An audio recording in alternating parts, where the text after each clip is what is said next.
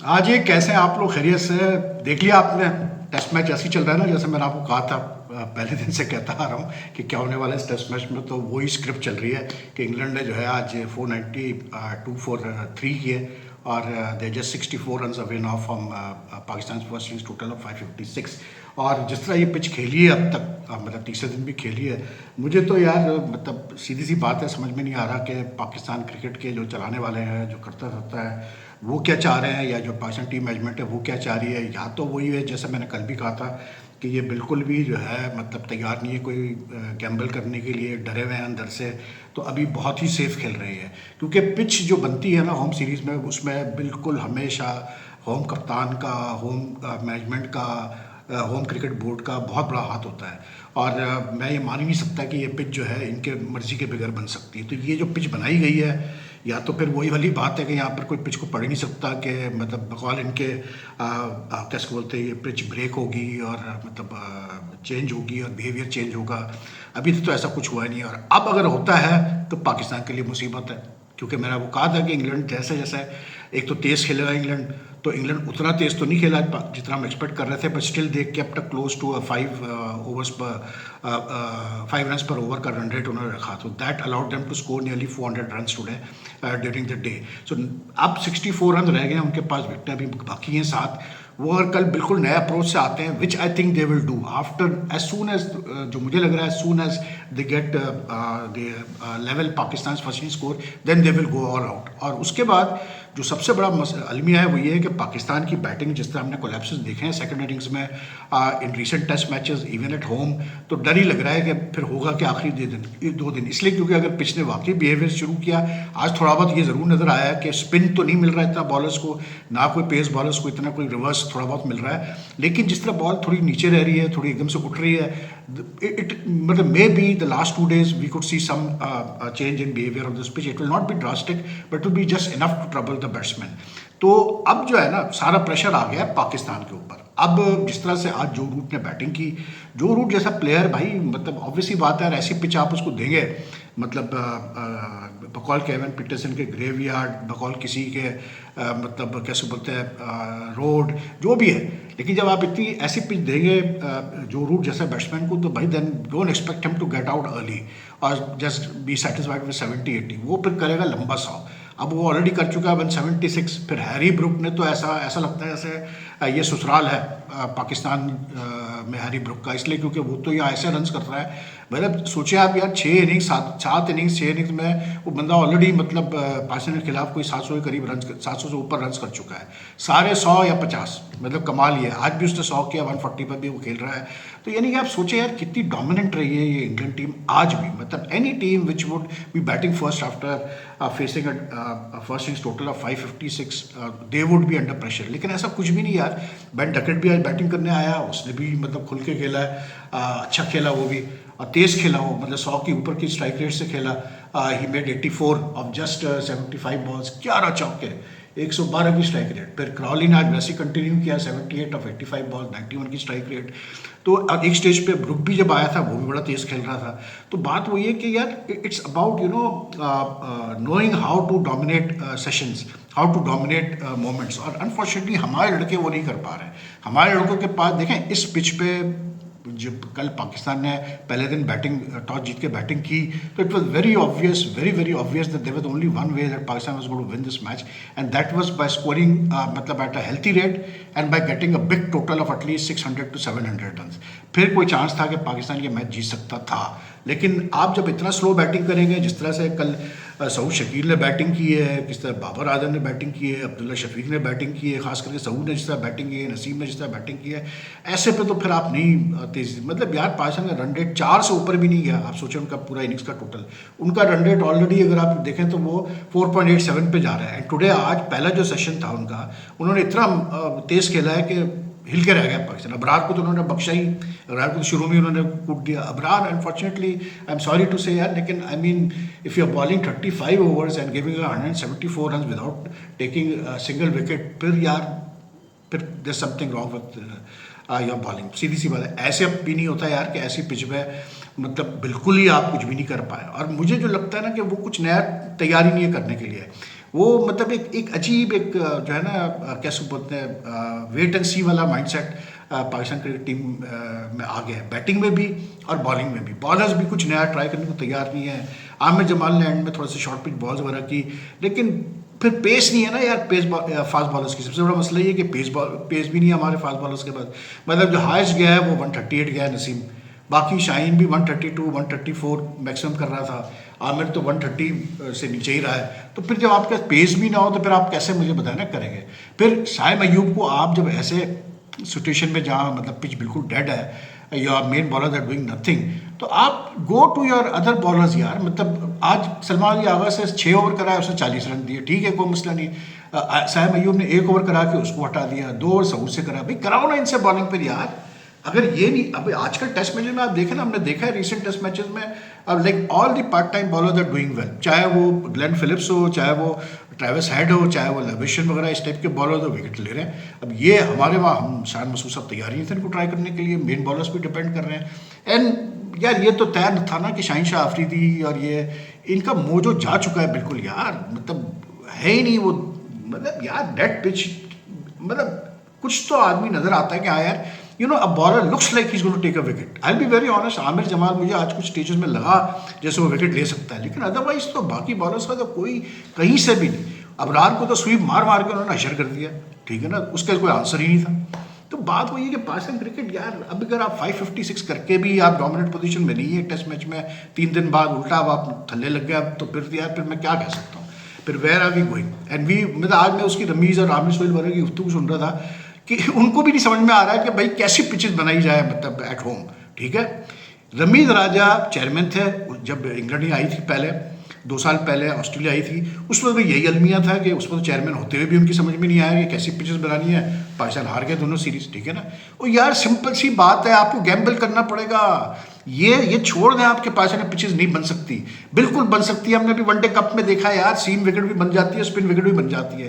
तो गो all out यार, एक तरफ जाओ ना भाई मेरे, या तो अपने पेस बॉलर्स पर डिपेंड कर रहा हो तो बनाओ ना प्रॉपर पेस विकेट। सिर्फ घास छोड़ने से थोड़ी कुछ होता है यार। जैसे बांग्लादेश के खिलाफ आपने किया पहले टेस्ट में, ओ जी इतनी घास छोड़ दी, ऐसा होगा वैसा होगा, तो फिर कब आप बैंक करेंगे अपने बॉलर्स पे। स्पिनर्स भी या तो स्पिन पिच बनाओ, खिलाओ अपने जो आपके बेस्ट अवेलेबल स्पिनर्स इस मुल्क में यार, सीधी बात है। लेकिन करो तो सही कुछ यार, आपकी बैटिंग तो इस काबिल नहीं है कि आपको मैचेस जिताएगी यार। आपको ऐसी पिच देनी है अपने बॉलर्स को जहां पर they get assistance from the pitch यार। आप अपने बॉलर्स के साथ चाह क्या रहे हैं, आप उनको पिचेस, ये मतलब मैं पिछले 2-3 साल से देख रहा हूँ जो सीरीज होती आ रही है, मतलब हमारी फेवर बॉलर्स के फेवर वाली पिच नहीं बन के ये बना के नहीं दे रहे, पहले तैयार ही नहीं। आप out and out result oriented pitch बनाओ यार। हारोगे ना मैच, अभी भी तो हार ही रहे हो, ऐसी डेड पिचेस में भी तो हार ही रहे हो, तो क्या फर्क पड़ जाएगा। लेकिन एटलीस्ट टेक अ चांस भाई, आप तो चांस लेने को तैयार ही नहीं है। और फिर मतलब पजल्ड है, आमिर सोहेल साहब और रमीज राजी पजल्ड थे कि वो कह रहे हैं अब कैसी हम पिच बनाई जाए, अब क्या किया जाए। अरे भाई सीधी से मतलब जवाब दे रहा हूँ मैं आपको, बनाओ एक ऐसी पिच जिसपे या तो बॉलर्स डोमिनेट करे टोटली, पता चल जाएगा आपके बैट्समैनों का भी कहाँ स्टैंड करते हैं यार। ये जो हम पढ़ते हैं Abdullah Shafique has got back into form, कौन सी फॉर्म यार, अभी इस डेड पिच पे रन्स किए हैं, जहां थोड़ी सी बॉल हिलेगी चलो जी छुट्टी, आते 1 ओवर में छुट्टी। आपको नजर आ रहा है कि यार आपकी टीम में मतलब मसले हैं, बहुत मसले हैं, और कोई सोल्यूशन आप निकालने को तैयार नहीं है। जो जेसन गिलेस्पी साहब आए हुए हैं वो भी ऐसी, मुझे समझ में नहीं आ रहा है कि what he wants to do. तो you know there is nothing, there is no, कोई जान ही नजर नहीं आ रही हमारी क्रिकेट के अंदर यार। मतलब this is just like today was totally like it was so frustrating to watch. एक तो इतनी बोर मैचेस, क्राउड भी कम आ रहा है, जाहिर सी बात सब उड़ाएंगे आपको। नासिर हुसैन ने कॉलम लिखा है डेली मेल में, उसने भी उड़ाया इसी बात के ऊपर कि यार अब वो जमाना थोड़ी रहा कि आप टेस्ट क्रिकेट में इस टाइप की पिचेस बनाएंगे भाई मेरे। वो 70s 80s का 60s का जमाना था, अब नहीं है। अब यू वांट रिजल्ट्स यार। और अब हुआ क्या है, because England is capable of playing faster, they play fast, they play positive cricket, तो they have put themselves in a position कि जहाँ वो मतलब कल बिल्कुल अगर उन्होंने ये 150 करके पाकिस्तान को उन्होंने पकड़ा दिया कि भाई अब तुम बैटिंग करो, तो I can tell you now कि Pakistan will be under lot of pressure. जहाँ प्रेशर आता है आपको पता है हमारे बैट्समैनों से जो होता है, तो और फिर उनके पास बॉलिंग भी है। अब आप ये देखें यार, उनके कॉन्फिडेंस लेवल देखें कि उन्होंने 6 पे उसको खिला रहे हैं जेमी स्मिथ को, ठीक है, जो उनका कीपर बैट्समैन है जेमी स्मिथ, वो 6 पे आ रहा है खेलने के लिए, ठीक। आप क्या कर रहे हैं, आप अगर सलमान को जो एक प्रॉपर बैटर है उसको 7 पे भेज रहे हैं, फिर एक ऑलराउंडर डाल रहे हैं 8 पे, आमिर जमाल को, उन्होंने एक क्रिस वोक्स को लाया, वो साथ पे आ गया बैटिंग करने। तो that's the difference, they have packed, they have got two spin option जो लास्ट डे पे बहुत मुश्किल कर सकते हैं आपके लिए। Shoaib Bashir and Jack Leach, जो उनके पास बॉलिंग है, पेस बॉलिंग, वो वैसी है जैसे पाकिस्तान की है। सिर्फ क्रिस वोक्स से बहुत ज़्यादा एक्सपीरियंस है, लेकिन they will get the edge because spinner. आप देखते रहिएगा ये आपने जो 2 दिन रह गए मैच के अंदर, तो पाकिस्तान की कोई सिद्ध नहीं है यार। It's very now becoming so boring था ये, तो इतनी गर्मी, ऊपर से फिर आप मतलब जो है मतलब पिचें ऐसी बनाते हैं। देखिए ये जो एक हमारे क्रिकेट कल्चर में बात ये है कि आप जब तक के बोल्ड डिसीजन नहीं लेंगे, मैं बोल बोल के थक चुका हूँ भाई, आपको इन प्लेयर्स को अब ये रियलाइज़ कराना है कि भाई ये इंटाइटल्ड नहीं है। जो बंदा अपनी कंट्री के लिए खेलता है वो इंटाइटल्ड नहीं है, उसको अपने आप को समझना चाहिए। आई कैन अंडरस्टैंड कि वक्त चेंज हो चुका है, बहुत वक्त चेंज हो चुका है, ठीक है, अच्छी बात है। मैं रेफरेंसेस देता हूँ पास्ट इंसिडेंट्स के, पाकिस्तान क्रिकेट जहाँ पर जो है कैसे बोलते हैं प्लेयर्स को बैठा दिया जाता था, तो थोड़ा सा भी अगर वो फैलने की कोशिश करते थे तो वो बेचारे, जैसे आप देखें 2003 के बाद पाकिस्तान, जब 2003 के वर्ल्ड कप में के बाद जब वसीम चला गया, वकार चला गया, सईद अनवर चला गया, बहुत सारे प्लेयर्स गए, तो इन्होंने फिर इंजी और शोएब अख्तर को भी ड्रॉप किया और नई टीम बनाना शुरू की, ठीक है। बाद में राशिद लतीफ़ के इंसिस्टेंस पे कप्तान था, राशिद उसकी इंसिस्टेंस से पहले शोएब को वापस लेके आया, फिर इंजमाम को लेके आए। But Shoaib and Inzamam they came back, they went on to play for another 7-8 years because they had realised कि यार नखरे नहीं चलेंगे, अब अगर खेलना है तो हमें परफॉर्म करना पड़ेगा। अब डिफरेंस क्या है कि उस ज़माने में players didn't have any leagues to bank on, कोई 20 लीग्स वगैरह नहीं होती थी, कोई आईपीएल नहीं था, कोई पीएसएल नहीं था, कुछ नहीं था। तो प्लेयर्स को पता था जो हम कमाते हैं हम नेशनल टीम से कमाते हैं या फिर काउंटी शाउंटी में जाके खेल लेंगे तो वहाँ से कमा लेंगे। अब क्या हो गया है, अब ये हो गया कि अब प्लेयर्स को ये पता है कि आप मतलब अगर नेशनल टीम में नहीं भी खेलेंगे तो ठीक है जी, मैं जाके खेल लूँगा मतलब लीग्स में, तो फाइनेंशियली मुझे कोई प्रॉब्लम नहीं हो रही। तो वो जो एक पैशन हो जो एक होता है प्लेयर्स में होना चाहिए to do well when they are playing for the country, that is why it is missing. And add to that some very poor policies by our cricket board which has only added to the whole confusion, क्योंकि हमारे board ने players को उस तरह handle ही नहीं किया ना। मतलब शुरू में जब ये लीग स्टार्ट हुए थे उस वक्त से मैं कह रहा था कि देखो यार ये लीग्स मुसीबत करेंगे, अभी से स्ट्रेटेजाइज करो, प्लान्स बनाओ किस तरह से आपने अपने प्लेयर्स के साथ डील करना है। आपने नहीं किया, अभी तक आप नहीं डील कर पा रहे, अभी तक आपको मतलब समझ में नहीं आ रहा कि हम करें तो क्या करें। तो प्लेयर्स को मिल गया अपर हैंड, अब दे फील इंटाइटल्ड, वो कहते हैं जी ठीक है मत लो हमें टीम में, हम जाके खेल लेंगे दूसरी जगह पे। लेकिन मसला वही है कि क्रिकेट बोर्ड्स के पास विप है, they are the ones who give the NOCs, और उनकी मर्जी बगैर कोई प्लेयर कहीं नहीं जा सकता। तो फिर भाई पॉलिसी बनाओ ना यार, ये सेंस ऑफ एंटाइटलमेंट जब तक आप खत्म नहीं करेंगे प्लेयर्स की ना, ये कुछ नहीं करेंगे, मैं आपको बता रहा हूँ। और ये हमारे सब कॉन्टिनेंट का कल्चर है यार, मसला ये है। मैं आज देख रहा था एक वो ज़ैनब अब्बास से ट्वीट किया है, ये तस्वीर उन्होंने उसने ट्वीट की जिसमें वो पोस्ट मैच सेशन या जो भी है जो उनका वो होता है सुपर आया होता है, तो उसमें नासिर हुसैन बैठा हुआ है, एक कोने पे आमिर सोहेल बैठा हुआ है, एक कोने पे ज़ैनब बैठी हुई है, ठीक है। अब आप वो तस्वीर अगर आप देखिएगा तो आपको नजर आएगा कि धूप की वजह से अम्ब्रेलाज लिए हुए उन्होंने। आमिर सोहेल का अम्ब्रेला बंदा उठा रहा है, ज़ैनब का अम्ब्रेला बंदा उठा रहा है, नासिर हुसैन ने खुद अपना अम्ब्रेला उठाया हुआ है, ठीक है। ये सेंस ऑफ इंटाइटलमेंट है हमारे कल्चर में यार। आप ये कहेंगे कि नहीं यार वेद भाई वो मसला ये टेक्निकल रीज़न है कि वो पीछे अगर बंदा आके मतलब वो उठाएगा अम्ब्रेला तो बुरा लगता है। नहीं, ऐसा कुछ नहीं है, मैंने भी किया है बहुत यार, आई नो, मैंने भी बहुत ये सुपरवाइज वगैरह किए हुए हैं, होस्टिंग की है, सब किया हुआ है, कुछ नहीं बुरा लगता आजकल भाई। लेकिन दूसरी चीज़, सबसे बड़ी चीज़ ये है कि भाई अगर आप देख रहे हैं कि एक आदमी बैठा हुआ है बीच में जो कि विजिटर है, अगर वो अच्छा लग रहा है कि वो हाथ में अम्ब्रेला लेके बैठा हुआ है और आप दोनों जो है पीछे, आपके पीछे जो भी खड़ा हुआ है अम्ब्रेला लेके, does it give a good picture? If you अगर ऐसा कोई टेक्निकल रीज़न था तो ठीक है, फिर आप भी पकड़ लेते। मतलब ऐसा कोई आप उसके हवा के लिए तो नहीं ले रहे ना अम्ब्रेला, आप धूप के लिए ले रहे थे ना यार वो अम्ब्रेलाज। तो लाइट अम्ब्रेलाज पकड़ने में क्या मुश्किल है और बात करने में क्या मुश्किल है? इट जस्ट शोज के इंटाइटलमेंट का सेंस है। मैं तो देख चुका हूँ ना ये सारी चीज़ें अपने कैरियर में, जब मैं टेलीविजन इंडस्ट्री में था। इतने नखरे होते हैं, जहाँ थोड़ा सा किसी को आपने वो कर दिया, वो सर पे चढ़ा, कोई पॉपुलर हुआ, उसके नखरे शुरू हो जाते हैं। तो दिस इज़ वाई ओवरऑल हमारी सोसाइटी में मसले आ रहे हैं हमारा, and it affects cricket also. सीधी सी बात है यार, जब तक आप ये चीज़ें सही नहीं करेंगे कुछ भी नहीं सही होगा। मैं आपको बता रहा हूँ, ये तो कुछ भी नहीं है यार, आप इसी तरह हारते रहेंगे। एक तो आप में बोल्डनेस नहीं है, पुराने प्लेयर्स में बोल्डनेस थी, वो डरते नहीं थे, डिसीजन लेते थे, हमारे वहाँ अभी तक नहीं। फिर दूसरा क्रिकेट बोर्ड हमारा माशाल्लाह से इतना कंफ्यूज क्रिकेट बोर्ड मैंने ज़िंदगी में नहीं देखा भाई। अभी वो एडवाइज़र क्रिकेट अपॉइंट हो रहे थे 3 महीने 2 महीने पहले, वकार साहब आए भी, चले भी गए, मेंटोर भी बन गए। उसका एडवर्टाइजमेंट भी दिया गया एडवाइजर का। अब कुछ नहीं पता है जी कि एडवाइजर क्रिकेट की पोस्ट का क्या हो रहा है, जबकि उसके वो आ चुके हैं, ठीक है ना, कोई बताने को तैयार है। अब क्या नहीं कहानी, अब जी जो है वो आकिब जावेद से और मुश्ताक अहमद से और कैसे बोलते हैं अपना ये अजहर अली वगैरह से बातचीत की जा रही है जी, अकॉर्डिंग टू रिपोर्ट्स, कि जी इनको की पोस्टें दी जाएंगी। यार ये आप क्या समझ रहे हो, आप क्या समझ रहे हो कि क्या हर कैसे बोलते हैं मसले की हल जो है वो फॉर्मर प्लेयर्स को बुला के बात करना और उनको पोस्टें पकड़ाना है? यार आप इतना कंफ्यूज क्रिकेट बोर्ड, किधर गया वो एडवाइजर क्रिकेट पोस्ट का मतलब पोजीशन में क्या हुआ, क्या फैसला? वो तो अभी उस पर कोई फाइनल डिसीजन हुआ नहीं है, दूसरी कहानी शुरू कर दी। आज देखिए जी development youth director development youth का ऐड डाल दिया जी। ठीक है, वो अच्छी बात है, आप करें, लेकिन करें तो सही ना यार। करना है अजहर अली को अपॉइंट करना है, कर लो यार अपॉइंट, मुझे कोई बुराई नहीं। अजहर अली अच्छा बंदा है, ऑनेस्ट आदमी है, उसके कोई एंगल्स नहीं है, वो बिल्कुल मेहनत करेगा अंडर 19 के साथ, तो करो तो सही।